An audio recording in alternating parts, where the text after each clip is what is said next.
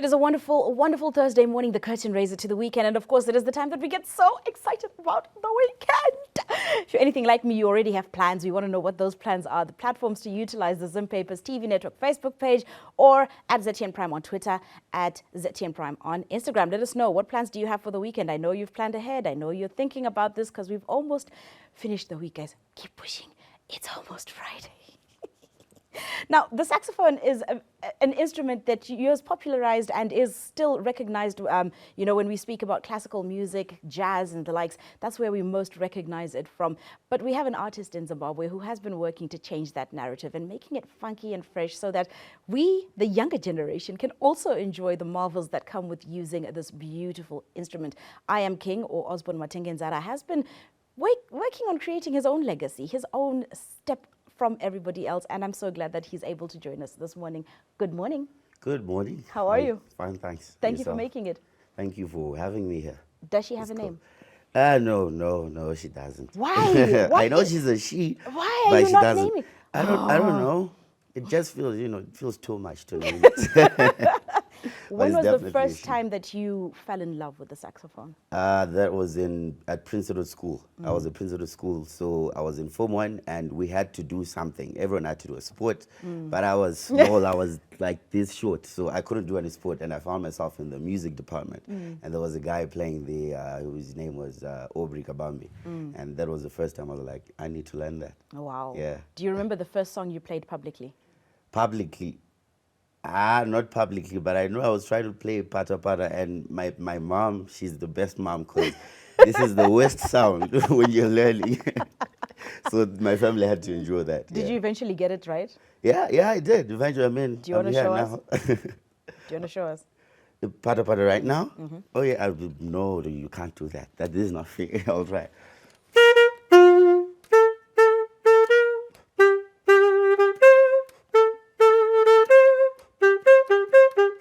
Well done.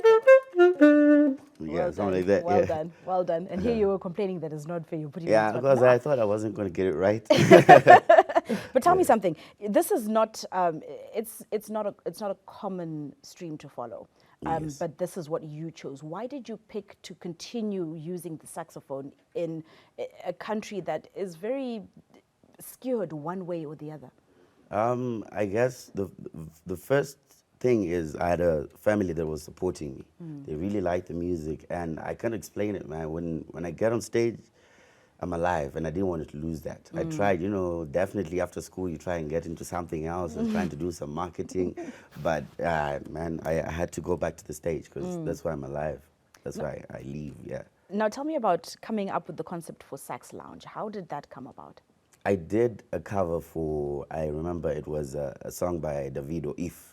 So I did it in my room and then I posted it and it blew up on the internet. People were like, we want to come see you live, you want to come do it. So my cousin Mike was like, hey, so good, let's do something. Let's, let's do it. He's really into the business, he's into the money. So he's like, let's do something. The first gig was at Alliance Francaise and a couple of people, we thought we were going to do 30, 40 people.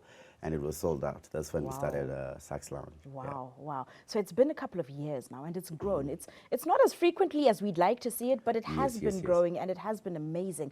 What are the lessons that you've learned along the journey when it comes to event organization and just crowd entertainment? First of all, event organization is hard, especially in Zim. You can't plan for anything. People in Zim won't buy advance tickets. So you will only know on the day how many people you're going to have. So I've learned that I need to delegate because I also need to focus on my playing on the set on the day. I need to practice with my band. I need to do that. So I can't be running around doing tickets. So I've got a great team of people that help me. And entertaining in Zim, it's 50-50. It depends. Zimbabweans are nice people if they're enjoying themselves, Right. So I've had bad days and good days. You've had bad days? Tell us about a bad day. Yeah, bad days. Bad days is when someone invites you for a wedding because they see you playing some Afro-pop tunes, and then they bring in 5 buses from Gokwe of their relatives. So 90% of the audience, they don't know who Burna Boy is, and you've got a whole list of Afro-pop songs to play. Now that's a bad day. Right. And the DJ, before you get in, the DJ pumps in my chest. Oh. Just before you sit. That's a bad day. That is difficult. But now Yeah. you've moved from that because you're not just doing covers anymore. You are also writing your own music, working on that. How's that Yes, going? that's pretty cool. I like that. I'm starting to enjoy that more, and I've got a song that I'm releasing today actually, and yeah, it's pretty cool. I'm learning to do songwriting, a bit of vocals here and there, so you know we have to keep evolving. Right. Yeah. You know, and speaking of evolving, I mean, what is the plan? What is the future of I Am King? So right now we had to stop concerts because of COVID, so we it slowed us down a bit. So now getting back on track, I've also introduced a bit of just a tiny little bit of stand-up comedy to my set. Wow. So we've got a concert coming up where we're bringing in it's a music and a bit of comedy on you have to say it. So we're planning to for the next couple of months practice in Zimbabwe. You know, you have some people learn a bit more about it and in the future take it to Africa. That's where we want to take it. Yeah. Now, you know, you're talking of taking it to Africa. This definitely does require a bit of planning. And so now I'm about to just reveal a little bit of history. Your mom is someone who is very, very organized Very. and very well planned. Is she involved in your business in any way in kind of giving you that structure that says, look, this is how you have to do it? This is because she's also very big on taking Yes. things Yes. continent-wide. My mom is so involved. I'm a musician. I get home at 3 o'clock in the morning.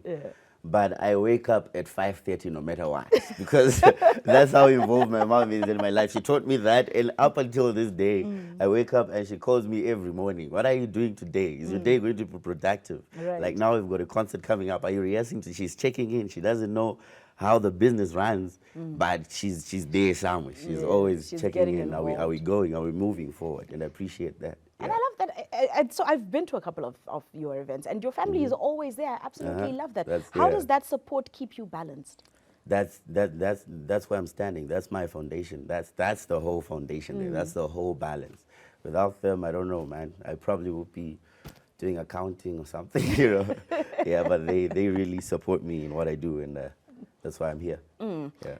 And when we talk about creative processes, what do you hope to fine-tune in the future as you grow bigger into a more rounded artist in terms of, you know, you've mentioned you're learning songwriting, you're adding in your vocals. What do you hope to eventually evolve into? I want to be into the music business, the business side of it, because we don't even have a proper record label in Zimbabwe, you know. So as an industry, we are suffering from that because I don't think someone has put time to learn, or maybe people don't want to come back and do it right here in Zim, because we definitely have people who can do it. So I want to involve into the business side of it, get to know every detail about it. That's what I want to do. Yeah. All right. So you've mentioned that you've got stand-up comedy coming up as well as part of the set for the 23rd. But what else can people look forward to in this edition of Sax Lounge? This edition is called Return of the King, and we've got amazing acts. We've got this happened yesterday. We've got the amazing, Tango Ikosando is coming through with a whole band. We've got Victor Kunonga, we've got Tanya Alex, she's a comedian, a vocalist, Nate. You've got me on stage with a whole band this time. So it's going to be fire. It's going to be really nice. I can't tell you the other details because it's a surprise, but come through, yeah. Absolutely love it.